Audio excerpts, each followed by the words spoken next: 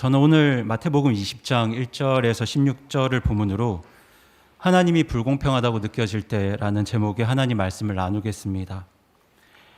오늘 본문에서 읽으셨던 이 마태복음 20장 16절 말씀은 굉장히 유명한 말씀입니다. 마지막인 자가 처음이 되고 처음인 자가 마지막이 된다는 말씀이죠. 많은 분들께는 개역 성경의 표현이 더 익숙하실 수도 있습니다. 개역 성경은 이 말씀을 나중된 자가 먼저 되고 먼저 된 자가 나중된다는 표현으로 번역을 했는데요. 우리 성도님들께는 이 표현이 더 익숙하실 수도 있습니다. 나중된 자가 먼저 되고 먼저 된 자가 나중된다. 이 말씀은 굉장히 유명한 말씀이기도 하지만 성경에서 가장 많은 오해를 받고 있는 말씀이기도 합니다. 성도 여러분은 이 말씀의 의미가 무엇이라고 생각하십니까? 많은 분들이 이 말씀을 이런 뜻으로 알고 계십니다. 나중에 구원받은 사람이 먼저 구원받은 사람보다 신앙생활을 더 잘해서 하나님으로부터 더 큰 상급을 받을 수 있다. 주로 이런 상황들을 생각하실 겁니다. 예를 들면 이런 것이죠. 교회를 오래 다닌 한 형제가 친구를 인도해 왔는데 나중에 이제 교회 와서 구원받은 그 친구가 정말 구원받고 주님의 은혜에 감격해서 열심히 신앙생활, 교회 생활을 합니다. 그러다가 어느 날 갑자기 신학교를 갔고요. 신학교를 가더니 또 어느 날인가 평생 해외 선교사로 지원을 해서 신실하게 그 평생을 주님의 사역에, 주님의 일에 감당하는 그런 귀한 모습을 보일 때, 그런데 정작 그 친구를 인도해왔던 원래 그 친구는 아직도 미지근하게 신앙생활을 하고 있습니다. 우리는 이런 상황에서 주로 나중된 자가 먼저 되고 먼저 된 자가 나중된다는 말씀을 적용합니다. 물론 충분히 이런 일들이 있을 수는 있습니다. 나중에 구원받은 분들이 먼저 구원받은 분들보다 더 성숙하고 신실한 믿음을 보일 수 있겠죠. 하지만 적어도 오늘 본문 16절의 의미는 그런 뜻은 아닙니다. 이 성경을 잘 보시면 마태복음 20장 16절과 마태복음 19장 30절이 같은 내용을 담고 있는데요. 우리 마태복음 19장 30절을 한번 읽어보겠습니다. 19장 30절입니다. 시작. 그러나 처음인 자들 중에 많은 자들이 마지막이 되고 마지막인 자들이 처음이 되리라. 아멘. 네, 20장 16절과 19장 30절이 같은 내용을 담고 있죠. 두 말씀 모두 처음인 자가 마지막이 되고 마지막인 자들이 처음이 될 것을 말씀하고 있는데요. 이 두 구절 사이에 있는 말씀이 바로 오늘 우리가 살펴볼 포도원 품꾼에 대한 비유입니다. 그렇기 때문에 우리가 이 19장 30절과 20장 16절의 의미를 바로 이해하기 위해서는 이 포도원 품꾼에 대한 말씀을 정확하게 잘 이해할 필요가 있습니다. 그래서 저는 오늘 이 포도원 품꾼에 대한 말씀을 나눌 텐데, 오늘 말씀을 통해서 마지막인 자가 처음이 된다는 말씀의 의미가 어떤 뜻인지, 그리고 또 그 말씀에 담겨진 하나님의 선하심과 하나님의 은혜와 또 하나님의 정의가 무엇인지 우리 모두가 깨닫고 또 나누고 누리는 그런 귀한 시간이 되기를 바랍니다. 우선 오늘 말씀을 이해하기 위해서는 몇 가지 배경에 대한 이해가 필요한데요. 그 첫 번째는 품꾼에 대한 이해가 필요합니다. 성경에는 청지기가 등장하고 노예도 등장하고 품꾼도 등장합니다. 그런데 성경은 이 세 사람 모두를 종이라고 부릅니다. 똑같이 종이라고 부르니까 이 세 사람이 별로 큰 차이가 없어 보일 수 있지만 사실 이 청지기와 노예와 품꾼은 성도분들이 생각하시는 것보다 굉장히 큰 차이가 있습니다. 우선 청지기는요, 주인의 재산을 관리하고 처분할 수 있는 아주 큰 권한을 가진 종이 청지기입니다. 그래서 오늘 본문을 보시면 품꾼들에게 일당을 나누어 주는 사람이 주인이 아니고 누구죠? 청지기입니다. 청지기가 품꾼들에게 일당을 나누어 줍니다. 그리고 노예는 청지기만큼의 권한은 없지만 주인이 자기 가족의 모든 의식주, 생계를 책임져 주는 그런 사람을 노예라고 합니다. 그런데요, 품꾼에게는 그렇게 자기 생계를 책임져 주는 사람이 없습니다. 그런 사람이 없기 때문에 매일 일할 곳을 찾아야 되고 그날 자기에게 일을 주는 사람이 없으면 어떻게 해야 될까요? 그냥 하루를 굶어야 됩니다. 그런 사람들이 바로 품꾼입니다. 우리는 한국적인 정서 때문에 품꾼보다 노예가 더 어려울 거다 이런 생각을 하실 수 있지만 사실 성경시대에 청지기와 노예와 품꾼 중에서 가장 형편이 어려운 사람이 누구였을까요? 네, 바로 품꾼이었습니다. 사실 이게 정확한 비유는 아니지만 그래도 오늘날 비슷하게 그냥 비유를 하자면 사실 청지기는 누군가의 회사를 대신 맡아서 경영하는 CEO, 전문 경영인에 가깝고요. 그러니까 얼마나 그 책임과 권한이 큰 사람이겠습니까? 그리고 오늘 회사원분들께는 정말 죄송한데요. 당시 노예는 회사원에 가깝습니다.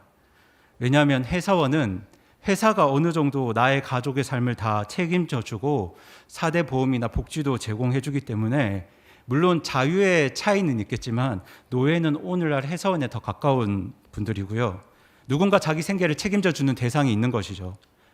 그런데 당시 품꾼은 오늘날로 치자면 정해진 회사가 없는 어떻게 보면 일용직 노동자에 가까운 분들입니다.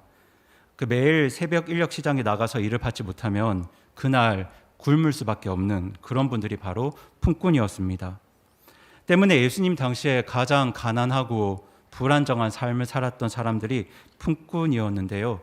예수님 당시에 품꾼이 어떤 분들이었는지를 잘 기억해 주시길 바라고요.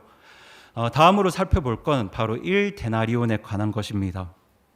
오늘 본문에서 포도원 주인은 모든 일꾼들에게 품꾼들에게 1데나리온을 약속하는데요. 여기서 1데나리온은 한 사람이 그날 먹고 살 수 있는 최소한의 품삯이었습니다.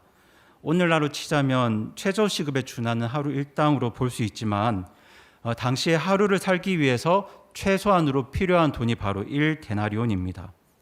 이렇게 품꾼과 1데나리온에 대해서 이해가 되셨죠? 네, 이해가 되셨으면 이제부터 오늘 본문의 이야기를 드리겠습니다.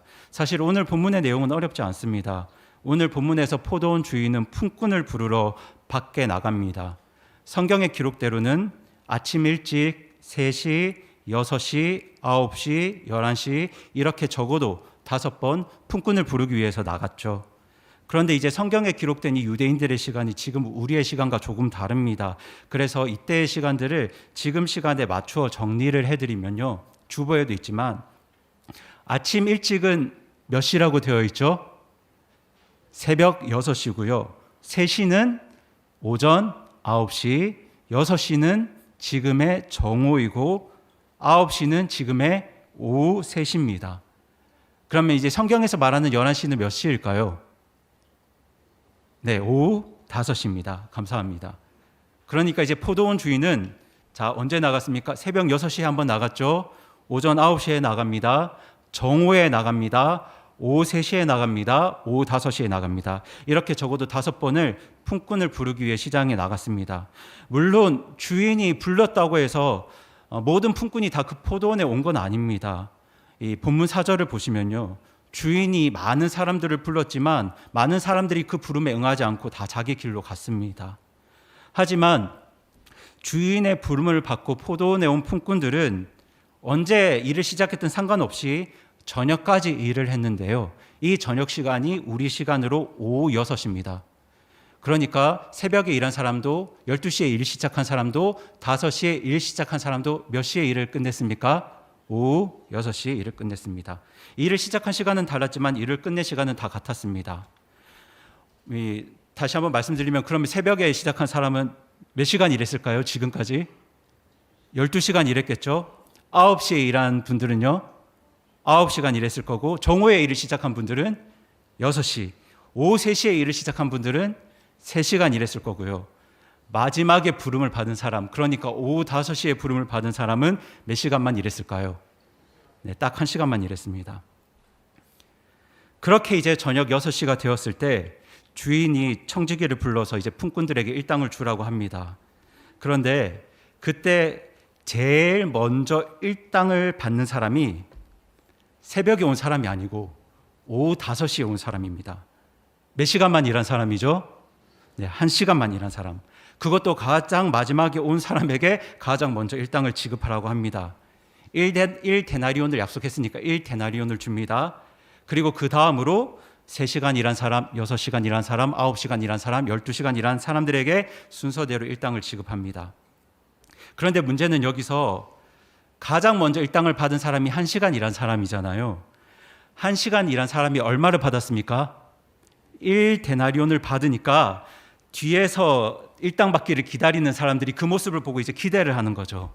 1시간 일한 사람이 1데나리온을 받았으니까 적어도 나는 1데나리온보다는 더 받겠지. 이렇게 기대를 했을 겁니다. 당연히 기대했겠죠.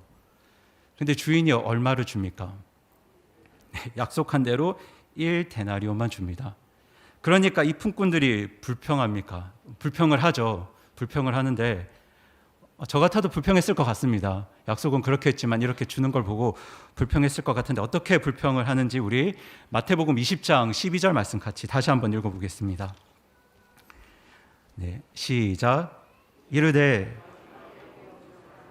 1시간만 일하였는데 당신이 그들을 짐과 낮의 열기를 견딘 우리와 같게 대우하였나이다 하니, 네, 지금 이 사람들은 딱 1시간 일한 사람과 자기들을 똑같이 대우했다고 하면서 주인에게 불평을 늘어놓습니다. 그리고 상식적으로 이 사람들의 불평이 정당해 보입니다. 1데나리온 계약했다고 하지만 지금 상황을 보면 처음부터 주인이 그렇게 계약을 하면 안 되는 것 같습니다. 그 계약마저도 불공평해 보이죠. 그리고 심지어 일당을 받는 순서도 불공평해 보입니다. 자매님들은 예비군 훈련 가신 분들이 계실지 모르겠지만 예비군 훈련 가도 제일 먼저 입사한 사람이 제일 먼저 퇴소하거든요. 그게 순서가 있습니다. 그런데 여기서는 제일 늦게 일을 시작한 사람이 제일 먼저 일당을 받습니다. 그것도 자기들이랑 똑같은 일당을 받습니다. 가장 일찍 일을 시작했고 가장 많은 일을 한 사람이, 가장 많은 수고를 한 사람이 제일 나중에 일당을 받습니다. 그것도 1시간 일한 사람과 똑같이 일당을 받죠.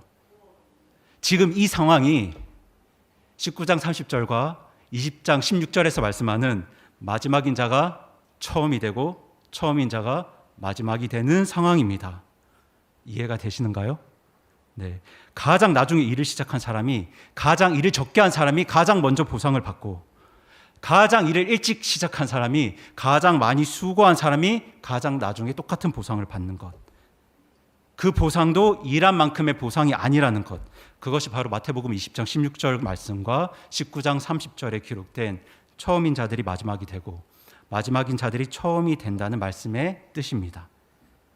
때문에 이 말씀은요, 나중에 구원받은 사람들이 신앙생활 더 잘할 수 있다는 말씀이 아니고요, 불공평해 보이는 주인에 대한 말씀입니다. 그렇다면 온 세상의 주인이 누구신가요? 하나님이시죠. 이 말씀은 불공평해 보이는 누구에 대한 말씀이기도 할까요? 하나님에 대한 말씀이기도 합니다. 그렇다면 예수님께서 왜 이런 말씀을 하셨을까요? 품꾼들의 눈에 포도원 주인이 불공평해 보이는 것처럼 우리 인간의 눈에도 하나님이 불공평해 보일 수 있다는 겁니다. 우리 인간의 눈에도 하나님이 불공평해 보일 수 있다는 거죠. 그게 바로 19장 30절과 20장 16절 말씀의 의미입니다. 품꾼의 시각에서는 분명히 불공평합니다. 그리고 사실 인간의 입장에서도 너무나 많은 경우에 하나님의 처사가 불공평한 것 같습니다. 우리에게도 그런 경우가 너무 많지 않습니까? 주위를 보면 정말 평생 주님을 위해서 주님을 사랑하는 마음으로 오랜 시간 신실하게 주의 일에 헌신했는데, 말하자면 새벽부터 온종일 그 뜨거운 열기를 견뎌가며 포도원에서 고생했는데 진짜 삶이 어려운 분들이 계시죠. 불치병에 걸려 고생하는 분도 계시고요, 자녀를 먼저 떠나보내는 그런 아픔을 경험한 분도 계십니다. 돈이 없어서 어렵게 사는 분들도 계시고요, 가족 문제로 깊은 상처를 겪은 분들도 계세요. 신앙생활 정말 열심히 하면 이런 문제들이 없어야 될 것 같은데, 다른 사람들보다 더 큰 복을 누려야 될 것 같은데, 그런데 반대로 정말 큰 고통과 아픔을 겪는 분들이 계시죠.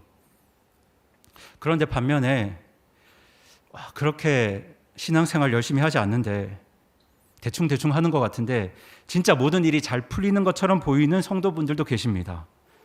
가족들도 다 잘 사는 것 같고 경제적으로도 풍요로운 것 같고 자녀들 학교도 잘 가고 취업도 잘하고 결혼도 잘하는 것 같습니다. 정말 아무 걱정 없는 것 같습니다. 신앙생활 대충 해도 말하자면 나중에 와서 포도원에 산 시간만 일해도 남들처럼 다 누리며 사는 그런 분들도 분명히 계십니다. 이런 모습을 볼 때 온 세상의 주인이시라는, 또 구원받은 우리들의 아버지시라는 그 하나님의 처사가 무언가 불공평해 보이고 때로 우리의 마음을 불편하게 합니다. 사실 포도원 품꾼들이 품었던 이 마음과 우리가 생각하는 마음들, 감정들이 크게 다르지 않습니다. 여러분은 어떠신가요? 차마 입 밖으로 꺼내진 못하지만 이런 마음들을 가지고 계시진 않습니까? 이런 상황에서 여러분들의 마음은 불편하지 않으십니까? 저도 사실 이런 상황들을 경험할 때 참 많이 불편했고 불평했고 하나님 원망도 많이 했습니다. 하지만 오늘 본문을 바로 이해하기 위해서는 품꾼의 시각만으로 이 말씀을 볼 게 아니라 포도원 주인의 시각으로 이 말씀을 볼 필요가 있습니다. 성도 여러분, 오늘 본문의 이야기를 포도원 주인의 입장에서 다시 한번 생각해 보시기 바랍니다. 이 주인이 오전 6시부터 오후 5시까지 종일 품꾼을 부르러 나갔죠. 그런데 부른다고 해서 다 왔습니까? 아니요, 다 오지도 않았습니다. 4절을 보시면 어떤 사람들은 그 주인의 부름을 받고도 다 자기 길로 갔습니다. 그래도 이 주인은 계속 품꾼을 부르러 나갑니다. 그렇게 부름을 받은 몇 명의 품꾼들이 포도원에 왔는데 그 사람들 능력도 다 다릅니다. 제가 왜 능력이 다르다고 말씀을 드리냐면 성도 여러분, 그 새벽 인력 시장이 무언지 잘 알고 계시죠? 그 보통 일용직 노동자분들을 비하해서 노가다라고 하는데요. 이 노가다가 좋은 말이 아닙니다. 쓰면 안 되는 말인데, 그런 일용직 노동자분들이 그날 일할 곳을 찾기 위해서 그 새벽에 이렇게 모여 있는 장소, 그 봉고 버스를 기다리는 장소를 새벽 인력 시장이라고 하는데요. 제가 대학생 때까지만 해도 새벽 인력 시장이 있었고요. 저도 새벽 인력 시장에 몇 번 나간 경험이 있습니다. 요즘은 그런 게 있는지 잘 모르겠습니다. 그런데 새벽 인력 시장에 나가면은 그 이제 추운데 불을 떼면서 여러 사람들이 모여 있습니다. 여러 사람들이 모여 있을 때 이제 봉고차가 한 대 와서 뭐 현장 어디입니다 이야기해서 이분 자네 타세요 이렇게 해서 사람들을 태우거든요. 그렇게 사람들을 뽑아가는데 어떤 사람들을 가장 먼저 뽑아가겠습니까? 그렇죠. 덩치 좋고 키 크고 일 잘할 것 같은 사람들 먼저 뽑아갑니다. 저도 덩치가 있어가지고 종종 첫 번째, 두 번째 차에 뽑혔던 기억이 나는데요. 근데 무언가 좀 작아 보이고 왜소해 보이고 약해 보이는 분들은 끝까지 선택을 받지 못해요. 그러면 그날 그냥 허탕을 치는 거죠. 그런데 오늘 본문에 등장하는 이 시장이 그 새벽 인력 시장과 성격이 비슷합니다. 왜냐하면 당시 상황도 크게 다르지 않거든요. 이 보통 아침 일찍 오전 6시부터 부름을 받아서 일 시작한 사람들은요, 체력 좋고 실력 있는 능력 있는 노동자들입니다. 그런데 주인은 새벽에만 나간 게 아니고 오후 5시까지 계속 품꾼을 부르러 시장에 나가죠. 오후 5시까지 나갑니다. 6시면 일이 끝났는데 1시간 남겨놓고도 품꾼을 부르러 나갑니다. 그리고 5시에 시장에 나간 주인은 아직도 일자리를 구하지 못해서 놀고 있는 사람을 만나게 되죠. 지금 그분들이 시장에 있는 이유는 성경에는 놀기 위해서라고 이렇게 기록되어 있지만 그게 놀기 위해서 거기에 있는 게 아니고요.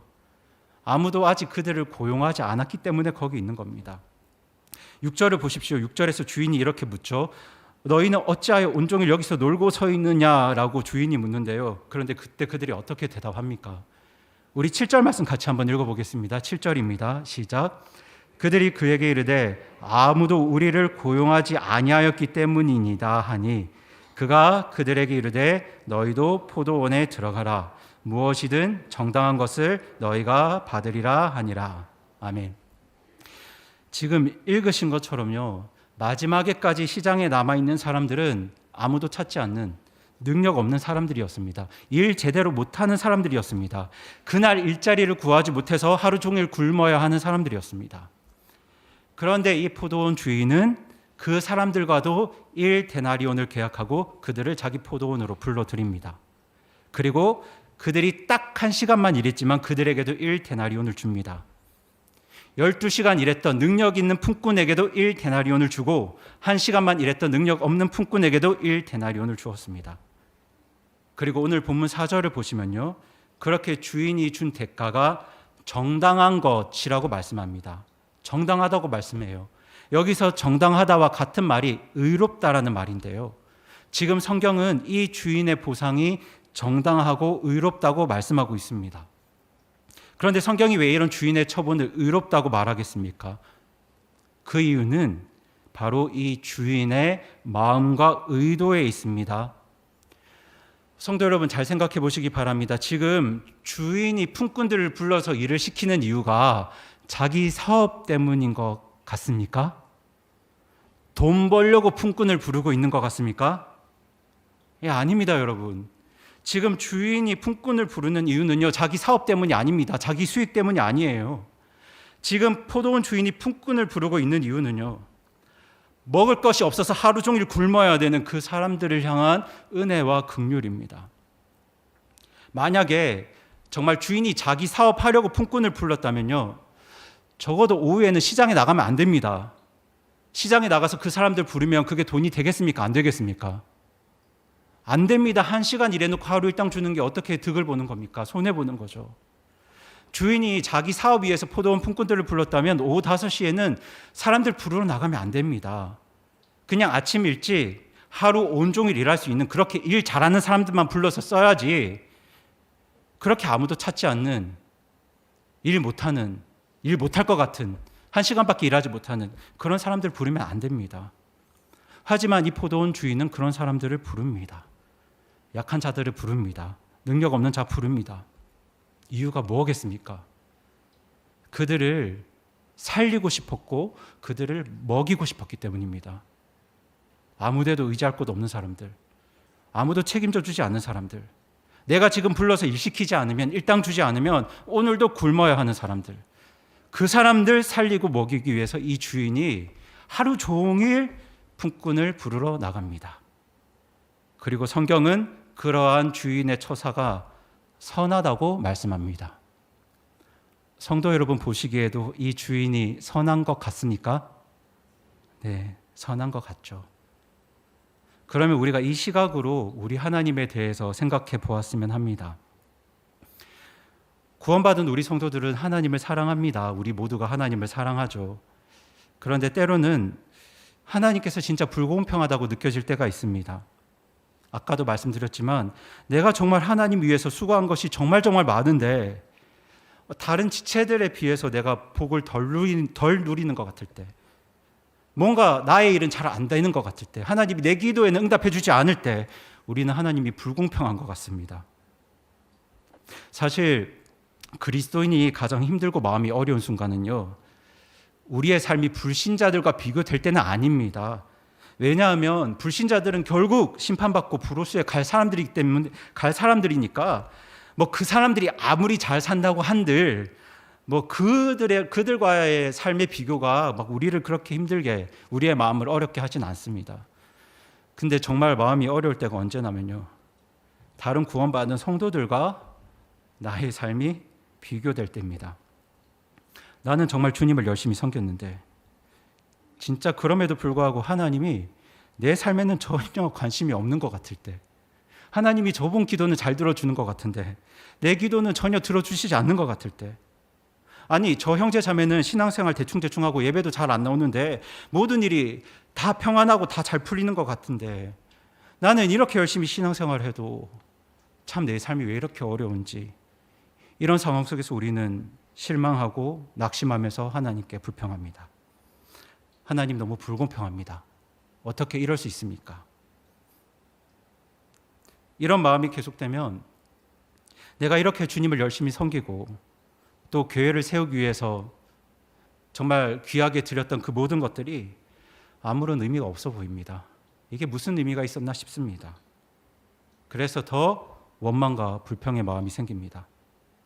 바로 오늘 포도원 품꾼들의 불평처럼 말입니다. 그런데 성경에 대표적인 사례들이 많습니다. 그 대표적인 사례가 바로 탕자의 비유에서 큰 형입니다. 큰 형 기억하시죠?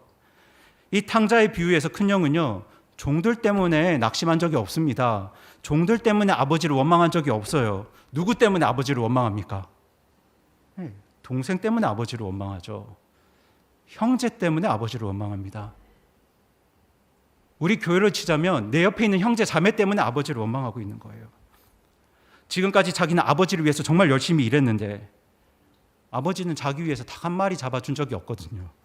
그런데 지금 밖에 나가서 아버지 재산 다 탕진하고 돌아온 저 인간 같지도 않은 동생을 위해서 아버지가 동네 잔치를 벌입니다. 그러니까 형이 얼마나 마음이 어렵겠습니까? 형이 이 동생 때문에 아버지를 원망하고 불평합니다. 아버지가 지금 나와 동생을 불공평하게 대한다고 생각해서 그렇게 아버지를 원망하죠. 그리고 예수님의 제자 중에도 이런 사람이 있었습니다. 누군지 감이 오시나요? 그 베드로입니다. 베드로가 예수님을 3번 부인했었죠. 예수님 부인했던 베드로가 엄청 자책에 빠지거든요. 근데 나중에 부활하신 예수님이 베드로를 찾아오셨을 때 정말 베드로는 예수님께 감사하고 죄송한 마음으로 예수님을 정말 내가 사랑한다고 몇 번이나 고백합니까? 3번이나 고백합니다. 그렇게 진실하게 주님을 향한 사랑을 고백했던 베드로에게 예수님께서 베드로의 마지막에 대한 말씀을 하시는데요. 우리 화면을 보면서 요한복음 21장 18절 말씀을 같이 읽겠습니다. 시작. 진실로 진실로 내가 네게 이르노니 젊어서는 내가 스스로 띠를 띠고 내가 원하는 곳으로 다녔으나 늙어서는 내가 내 손을 내밀 터인즉 다른 사람이 내게 띠를 띠워 내가 원하지 않는 곳으로 너를 데려가리라 하시니라. 아멘. 이 말씀은 베드로의 죽음에 대한 예언인데요. 이 말씀처럼 베드로는 자기가 원치 않는 곳에서 죽임을 당합니다. 예수님처럼 십자가에서 죽었는데 그것도 거꾸로 매달려서 죽임을 당했죠. 그런데 지금 이 말씀을 듣는 베드로는 예수님을 사랑했습니다. 정말 주님을 깊이 사랑했기 때문에 예수님께서 이런 말씀을 하셔도 베드로가 아무렇지 않았어요. 지금은 얼마든지 주님을 위해서 이렇게 죽을 수가 있었습니다. 그런데 이렇게 주님을 사랑했던 베드로가 마지막에 어떤 질문을 하는지를 아시죠? 우리 다 함께 요한복음 21장 21절을 읽겠습니다. 시작. 베드로가 그를 보고 예수님께 이르되 주여 이 사람은 무엇을 하리까 하니. 지금 베드로가 그를 보면서 이 사람에 대해서 질문하고 있는데요. 여기서 이 사람은 요한복음을 기록한 사도 요한입니다. 지금 보십시오. 베드로의 믿음과 하나님을 향한 사랑이 얼마나 큽니까? 죽음을 불사하고 주님을 사랑하겠다 고백했던 베드로가 지금 무슨 질문을 하고 있냐면 주님, 그러면 저기 있는 저 요한은 어떻게 되겠습니까? 라고 묻고 있는 거죠. 주님, 저는 주님을 사랑하기 때문에 제가 원치 않는 곳에 끌려가서 죽어도 좋은데요. 주님 위해서 얼마든지 죽을 수 있는데요. 그런데 주님, 저기 있는 저 요한은 어떻게 됩니까? 라고 말합니다. 아이러니하게도 요한은 제일 장수했죠. 우리는 여기서 참 하나님의 자녀라고 하지만 그럼에도 인간의 나약함을 발견하고 또 비교의식의 무서움도 발견합니다. 우리도 베드로가 충분히 이해가 되죠. 구원받은 우리들은 분명히 주님 사랑합니다. 주님을 위해서 수고하고 헌신하는 게 아깝지 않습니다. 그런데 문제는 나의 수고와 나의 헌신과 그에 이어지는 내 삶의 결과가 다른 형제 자매들과 비교될 때 참 마음이 어렵습니다. 그때 하나님이 불공평하다고 느껴집니다. 불신자들 때문에 하나님이 불공평하다고 느껴지는 게 아니라 내 옆에 있는 형제 자매들 때문에 하나님이 불공평하다고 느낄 때가 참 많습니다.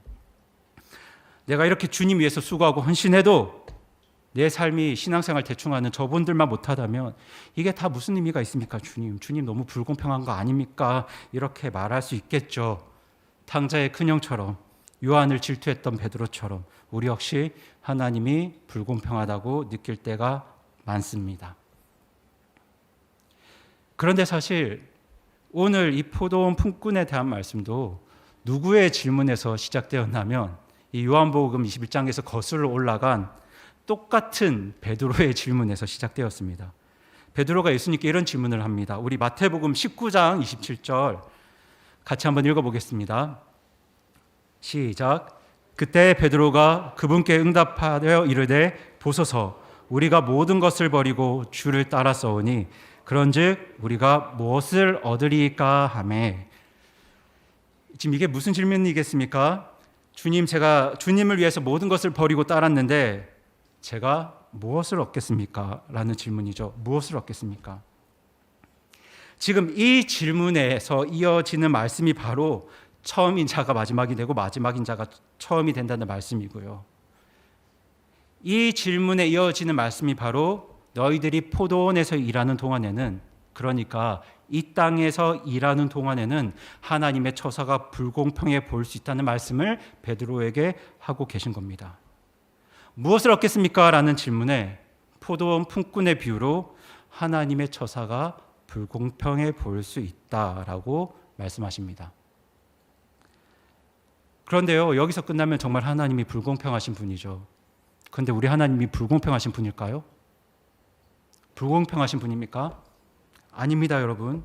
우리 인간의 눈에 하나님이 불공평해 보이더라도 여전히 우리 하나님은 선하시고 정의롭고 공평한 분이라는 걸 우리가 믿어야 됩니다. 왜냐하면 포도원 품꾼 비유를 말씀하기 전에 예수님께서 먼저 주신 말씀이 있습니다. 우리 다 함께 마태복음 19장 28절, 29절 두 절 말씀을 같이 읽겠습니다. 시작.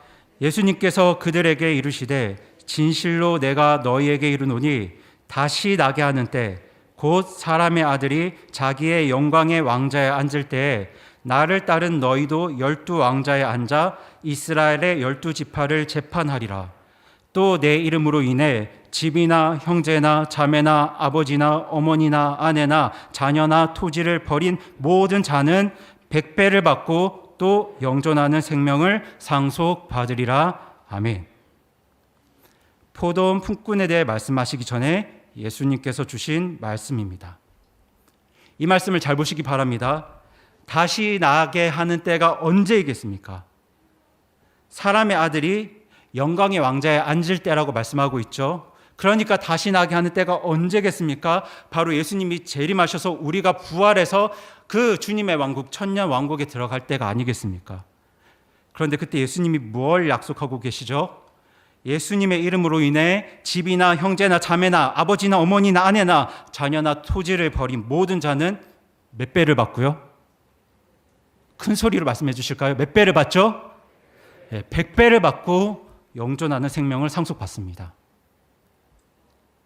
이 말씀은요, 예수님 때문에 가장 소중한 것들을 포기한 사람들, 예수님 때문에 가장 소중한 걸 희생한 사람들, 포도원 품꾼의 비유로 말하자면 예수님 때문에 12시간 일하고 1데나리온밖에 못 받은 사람들, 그런 사람들에게 훗날 주님의 나라에서 주님께서 몇 배의 보상을 약속하고 계십니까? 100배의 보상을 약속하고 계십니다. 그래서 제가 아까 여사무원 광고를 할 때도 몇 배의 보상을 기대하면서요, 100배의 보상을 소망하면서 자원해 주시기를 부탁드렸습니다. 여러분, 하나님이 잠시 불공평해 보일 수 있습니다. 하지만 진짜 하나님의 정의는요, 예수님이 다시 오시는 그날 반드시 이루어집니다. 주님을 위해서 귀한 것들을 버린 자들에게 100배의 보상이 주어집니다. 이 세상에서는 12시간 죽도록 일하고도 1데나리온만 받을 수 있습니다.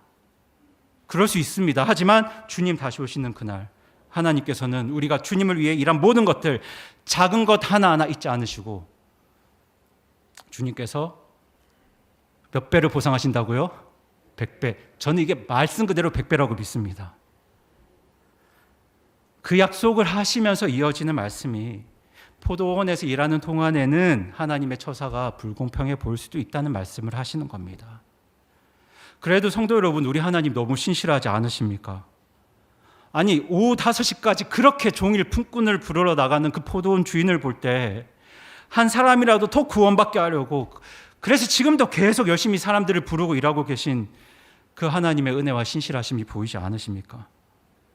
지금 1시간만 지나면 이제 날이 끝나니까, 때가 끝나니까 1시간만 지나면 이제 더 부를 수 없으니까 이 사람이 뭐 능력이 있든 없든 잘났든 못났든 한 사람이라도 더 불러서 저들을 살리고 먹여야겠다는 그 포도원 주인의 마음이, 그 포도원 주인의 마음에서 우리 하나님의 마음이 보이지 않으십니까?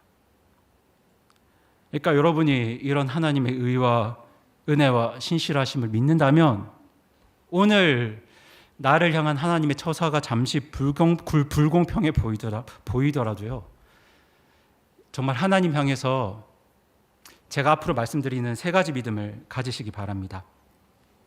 우리 첫 번째 읽어보겠습니다. 시작. 하나님의 선하심을 믿으십시오. 네. 우리 마태복음 20장 15절 말씀 읽겠습니다. 시작. 내가 내 것을 가지고 내 뜻대로 하는 것이 법에 어긋나냐? 내가 선함으로 내 눈이 악하냐? 라고 주인이 말씀하는데요. 포도원 주인은 지금 자신의 처사가 선하다고 말씀하죠. 그런데 성도 여러분, 지금까지 이 주인의 일들을 살펴봤을 때, 주인의 마음을 보았을 때 주인이 선합니까? 악합니까? 선합니까? 악합니까? 선합니다. 너무 선합니다. 지금 이 주인은 돈 버는 데 관심 있는 사람이 아닙니다. 자기 수익 늘리는 데 관심 있는 분이 아니에요. 지금 이 주인의 관심은 한 사람이라도 더 먹여 살리는 데 있습니다. 그래서 아무도 나가지 않는 오후 5시까지 시장에 나가서 품꾼들을 부르고 있는 겁니다. 그리고 오늘도 하나님은 그렇게 잃어버린 한 영혼 찾기 위해서 열심히 나가고 계시고 열심히 일하고 계십니다. 지금도 일하고 계세요. 여러분, 지금 하나님이 하시는 일은요, 우리를 보상하는 게 아닙니다. 그건 지금 일이 아니에요. 그건 나중 일입니다. 지금 하나님이 하시는 일들은 사람들을 찾고 부르시는 겁니다. 때문에 여러분, 우리가 이런 하나님의 마음을 알고 있다면 지금 우리가 보상 가지고 데나리온 가지고 막 따지고 불평하면 안 됩니다. 우리가 지금 이런 하나님 마음 알고 있다면 우리도 하나님과 같은 마음 가지고 한 사람이라도 더 불러서 구원받게 하려고 우리도 나가야죠. 노력해야죠. 그래서 지금은 하나님의 처사가 불공평해 볼 수 있지만 우리 하나님 선하심을 믿고 확신하고 주님의 일에 동참하는 저와 여러분 되기를 바랍니다. 그리고 두 번째는 주보와 조금 다른데요. 같이 한번 읽어보겠습니다. 시작. 하나님의 은혜에 감사하십시오. 네. 지금 우리가 가져야 될 마음은 불평이 아니라 감사입니다. 왜냐하면 우리 마태복음 20장 16절 후반부 노란색 글씨를 같이 읽어보겠습니다. 시작. 부름받은 자는 많으나 선정된 자는 적으니라. 여러분, 부름받은 사람은 많지만 선정된 자는 적다고 말씀하죠. 주인이 부른 자들은 많습니다. 하나님이 부른 자들은 많습니다. 하지만 그 부름에 응한 자들은 적습니다. 부름받은 사람들은 많지만 구원받은 사람들은 적습니다. 그리고 우리가 바로 그 적은 자들에 속합니다. 그래서 우리는 살았습니다. 우리는 부로서 안 갑니다. 우리는 영원한 하나님의 나라에 가게 되었습니다. 그러니까 지금 우리는 데나리온 가지고 불평할 때가 아닙니다. 예수님께서 모든 사람의 죄를 대신 지시고 십자가에서 죽으시고 부활하셨고, 그렇게 모든 사람이 구원받기를 원하시는 주님은 모든 사람들을 포도원으로 초청하고 부르셨는데요, 많은 사람들이 그 부름에 거절했습니다. 자기 길로 갔습니다. 그래도 예수님은, 하나님은 오후 5시까지 나가서 남은 사람들, 잘난 것도 없는 사람들, 능력도 없는 사람들, 세상이 신경 써주지 않는 우리들, 주님 끝까지 우리들을 불러주셨고, 그렇게 우리가 구원받았습니다. 우리가 포도원에 들어오게 된 건 우리가 아침부터 일할 수 있는 능력 있는 일꾼이어서가 아니고요, 우리 능력 때문이 아니고요, 포도원의 주인 되시는 하나님의 사랑과 은혜와 긍휼 때문입니다. 우리에게 그런 감사가 있으면 데나리온 가지고 하나님께 지금 따지면 안 됩니다. 베드로처럼 제가 무엇을 얻겠습니까? 지금 여기에 관심을 둘 게 아닙니다. 지금 주님, 저는 지금 이런데 저 사람은 어떻게 되겠습니까? 지금 이런 비교의식에 빠져 있을 때가 아닙니다. 아무도 불러주지 않는 날 살리기 위해서 오후 5시까지 나와가지고 나를 애타게 부르시고 찾으신 우리 주님의 사랑과 은혜에 감사해야 됩니다. 그렇게 주님의 은혜에 대해서 감사할 때 우리의 마음에서 불평이, 원망이 물러가게 될 것입니다. 하나님의 은혜에 감사합시다. 네. 그리고 우리가 마지막으로 가져야 될 믿음입니다. 같이 읽겠습니다. 시작. 하나님의 정의를 믿으십시오. 여러분, 아까 보셨던 마태복음 19장 28절 29절 말씀 기억하시죠? 포도원에서 일하는 동안 하나님의 처사는 불공평해 보일 수 있죠. 그래서 베드로는 십자가에 거꾸로 매달려 죽었는데 요한은 장수했습니다. 탕자는 아버지 재산 다 허비하고 돌아왔는데도 아버지가 큰 잔치를 열어줬는데 큰아들은 어떤 잔치상도 받아본 적이 없습니다. 적어도 성경 기록에 의하면. 마르다는 종일 식사 준비하고 수고했는데 오히려 일하지 않고 예수님 말씀만 듣고 있던 마리아가 칭찬을 받았죠. 생각보다 많은 경우에 하나님의 처사가 불공평해 보입니다. 하지만 확실한 것이 있습니다. 확실한 것은요, 주님을 사랑하기 때문에 우리가 주님을 위해서 수고하고 희생하고 버린 것들, 그 모든 것들에 대해서 다시 나게 하는 때, 그러니까 예수님이 다시 오시는 그날 몇 배를 보상하신다고요? 네. 저는 사실 오늘 설교 목적 다른 거 없습니다. 100배만 기억하고 돌아가시면 됩니다. 100배만 기억하고 돌아가시면 돼요. 100배를 보상하십니다. 여러분, 우리 청년 중에 어떤 친구는요, 예배하는 삶을 살기 위해서 자기가 하고 싶었던 일을 포기한 친구가 있습니다. 중고등부 박성철 집사님은 중고등부 사역자가 없는 수년 동안 중고등부 사역 때문에 참 많은 시간과 에너지를 쏟으셨는데요. 그 일 때문에 회사에 전념하지 못해서, 그 양가지 일을 다 잘하는 게 가능하겠습니까? 회사에 전념하지 못해서 회사에서 조금씩 뒤로 밀려지는 그런 상황을 겪으셨다고 합니다. 교회 사역 때문에 생업에 손해를 보는 게 이게 얼마나 큰 희생입니까? 뭐 그렇다고 하나님이 복을 주셔서 더 잘 승진하고 높은 자리로 올라가면 참 좋을 텐데 그것도 쉽지 않습니다. 그뿐이겠습니까? 제가 다 말씀을 드리지 못하지만 주님 위해서 포도원에서 1시간 일하는 게 아니고 3시간, 6시간, 9시간, 12시간 종일 일하는 분들이 계신데요. 이런 분들이 3데나리온 받고 6데나리온 받고 9데나리온 받고 12데나리온 받으면 얼마나 좋겠습니까? 근데 주님이 지금은 1데나리온만 주세요. 하지만 우리에게 소망이 있는 것은요, 그것들 다 주님께서 몇 배 보상하십니까? 100배, 100배. 100배 보상하십니다. 그때 하나님의 공평과 정의는 명확하게 드러날 것입니다. 이렇게 공평하게 정의롭게 행하실 우리 주님 믿고 끝까지 12시간 온종일 일하시더라도 신실하게 끝까지 주님의 일을 감당하는 저와 여러분 되기를 바랍니다. 제가 말씀은 이렇게 전했지만요, 사실 제 개인적인 마음은 이 땅에서 주님 위해서 진짜 수고하고 희생하는 모든 성도분들이 정말 잘 됐으면 좋겠습니다. 다른 분들보다 더 큰 복을 누렸으면 정말 좋겠습니다. 진짜 좋겠는데요, 오늘 말씀을 봐도 그렇고 성경 이야기를 봐도 그렇고 이 땅에서의 성도의 삶이 그렇지 않은 걸 우리도 잘 알고 있습니다. 주님 때문에 좋은 대학 포기한 분들도 계시고요, 승진 포기한 분도 계시죠. 더 큰 돈 벌 수 있는 기회를 포기한 분도 계시죠. 정말 간절히 하고 싶었던 일들을 예수님 때문에 포기한 분도 계시죠.